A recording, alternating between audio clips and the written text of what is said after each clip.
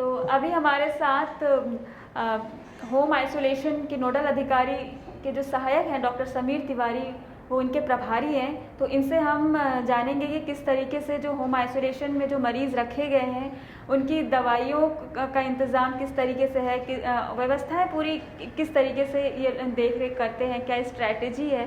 तो सर सबसे पहले मेरा सवाल, आप अपना नाम बताइए। मैं डॉक्टर प्रभात कुमार हूँ जी। और आयुर्वेद चिकित्सा अधिकारी government Ayurvedic college and hospital Bilaspur. जी। अभी होम आइसोलेशन में जब से बिलासपुर में चल रहा है, हाँ, तभी से हम लोगों की ड्यूटी जो है। सर कब से आप ड्यूटी कर रहे हैं?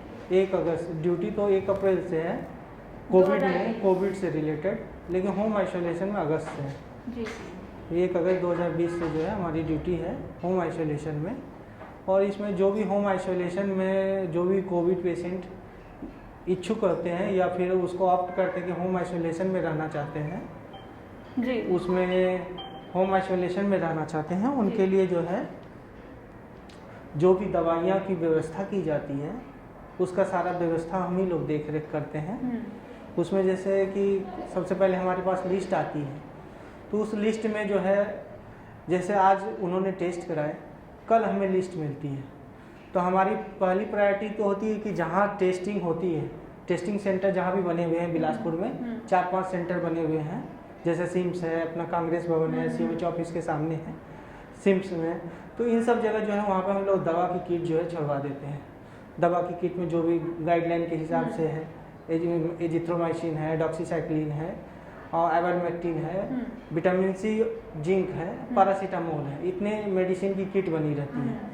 तो पेशेंट जो है जैसे ही टेस्ट कराया पॉजिटिव जहाँ भी दिखा, तो वहीं पर जो है एक फार्मासिस्ट वहाँ पे रहते हैं, एक डॉक्टर रहते हैं वहाँ पे, वहीं पर तत्काल जो है उनको मेडिसिन प्रोवाइड करा दी जाती है।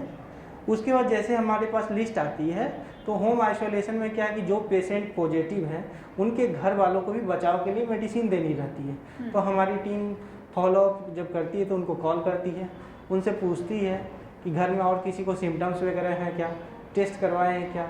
टेस्ट नहीं करवाएं तो फिर दूसरी टीम जो है वहाँ जाकर घर जाकर टेस्ट होम आइसोलेशन में कंट्रोल रूम की व्यवस्था है जो 24 घंटे इसमें लगी रहती है। हाँ, 24 आवर्स इसकी सर्विस है।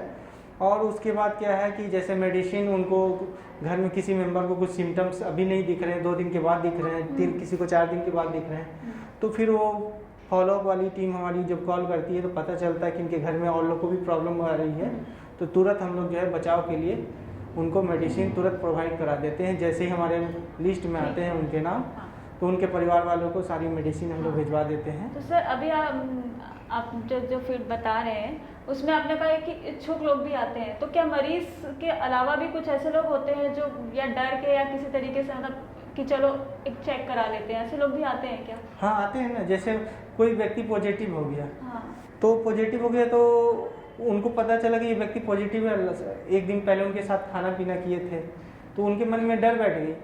तो फिर वो टेस्ट कराने के लिए जो है वो आते हैं कि टेस्ट हमको मेरा करवा दें। घर पे अगर लाचार हैं तो इन्फॉर्मेशन मिलता है किसी उनके माध्यम से, जो पॉजिटिव है कोई टीम हो तो वो उनसे रिक्वेस्ट करे कंट्रोल रूम से कोई टीम जाके घर पे टेस्ट की व्यवस्था हो जाए। तो यहाँ से टीम जो है, जो लोग लाचार लोग हैं या फिर वहाँ कन्वीनियंस का प्रॉब्लम हो रहा है, उनके घर में सभी लोग इन्फेक्टेड हो गए हैं, तो ऐसे कंडीशन में टीम को जो है ट्रेसिंग टीम को घर भेजा जाता है और वहाँ टेस्ट किया जाता है।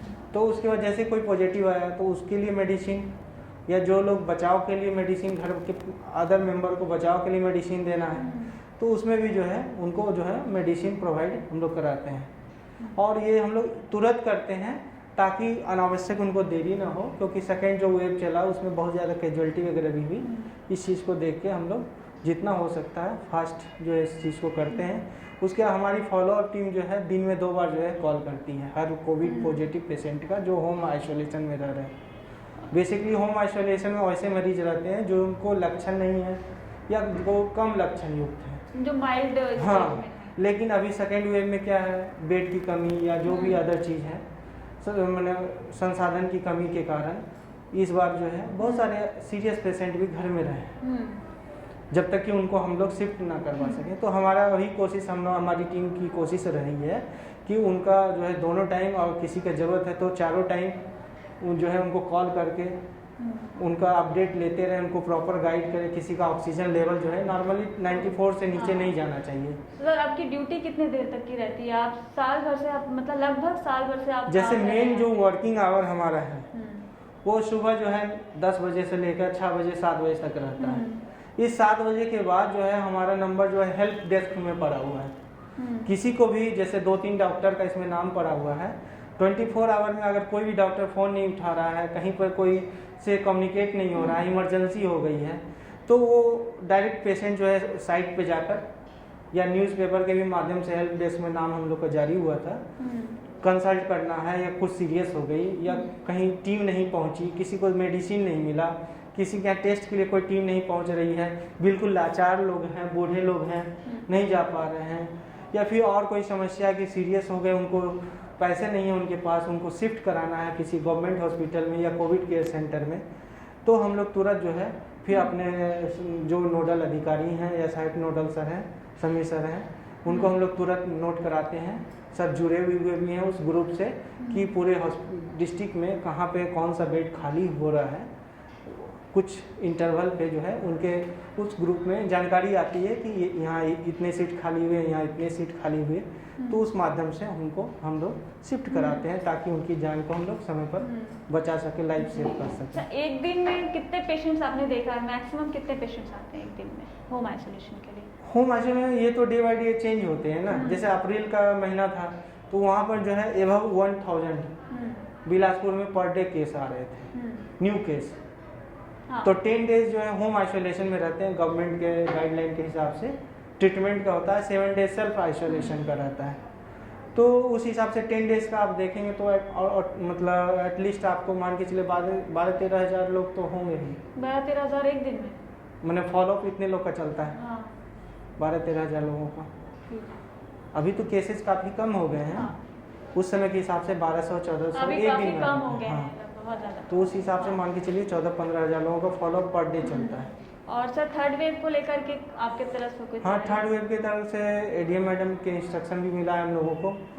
और हम लोग को जो भी बच्चों पे किस तरह से हम लोग उसको मैनेज कर सकते हैं, क्या क्या सुविधाएं घर पे दे सकते हैं, या फिर उसके लिए आईसीयू वार्ड बच्चों के लिए अलग से एक वार्ड बने, हॉस्पिटल में एक अलग व्यवस्था हो। कोविड केयर सेंटर में भी पहले भी हम लोग रखे थे कि एक रूम अटेंडर के लिए, जो भी छोटे बच्चे होते थे अकेले तो रहेंगे नहीं कोविड केयर सेंटर में, तो उनके साथ उनकी मदर या फादर एक को परमिशन दिया जाता है कि आप एज ए अटेंडर रहें। उनके लिए व्यवस्था पहले भी थी यहाँ चित्रकूट और प्रयास में कोविड केयर सेंटर में, लेकिन उसको और थर्ड वेव में ज़्यादा बच्चे आएंगे, बहुत छोटे छोटे बच्चे होंगे, तो उसके लिए कुछ उस तरह का हो कि डेकोरेटिव हो, थोड़ा इंटरटेनमेंट हो बच्चों के लिए, प्लस वहाँ मेडिकल फैसिलिटी हो, जो भी इस तरह का जो भी इमरजेंसी को हैंडल किया जा सके, और क्या क्या मेडिसिन दे सकते हैं एडिशनल, या उसके बिफोर मतलब बच्चे को वो इन्फेक्शन हो ही ना, अगर हो तो सीवियरिटी ना हो। इसके लिए जो है महिला बाल विकास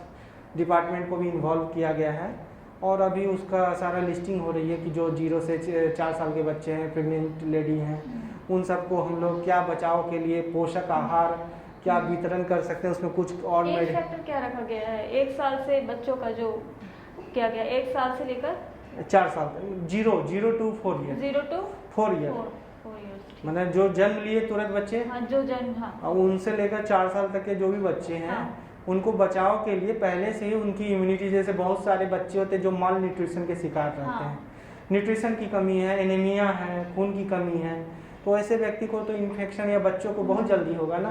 बहुत बच्चे हैं जो ऑलरेडी जो है निमोनिया के पेशेंट हैं बच्चे, उनमें कोविड का इन्फेक्शन हो गया। हम इसको ये देख सकते हैं जैसे कि जिन बच्चों पर न्यूट्रिशन की कमी है, जो कुपोषित बच्चे होंगे उन पर ये ज़्यादा असरदार करेगा। हाँ, इस स्तर की चीज़ें तो हम ज़्यादातर मतलब गरीब तबके में देखते हैं। हाँ, तो गरीब तबके में, या जैसे निमोनिया का कोई केस है, कोई बच्चा है जो कि निमोनिया उसको अक्सर हो जाता है, इम्यूनिटी उसकी कमज़ोर है, तो वहाँ पर ज़रूरी नहीं कि वो अमीर बच्चा हो गरीब बच्चा हो, तो वहाँ पर उसको बचाव के लिए पहले से ही, और हम उसको क्या कर सकते हैं, क्या उसको डाइट में उसको प्रमोट कर सकते हैं जिससे कि वो इन्फेक्शन कम से कम हो, उसकी सीवियर, अगर इन्फेक्शन हो भी जाए या तो हो ही ना, अगर हो भी जाए तो सीवियरिटी ना हो, घर में ही रह के बच्चा ठीक हो सके, या उस लेवल पर कुछ हो तो क्या वहाँ पर उनके बच्चों को, गार्जियन को हम क्या फैसिलिटी प्रोवाइड करा सकते हैं।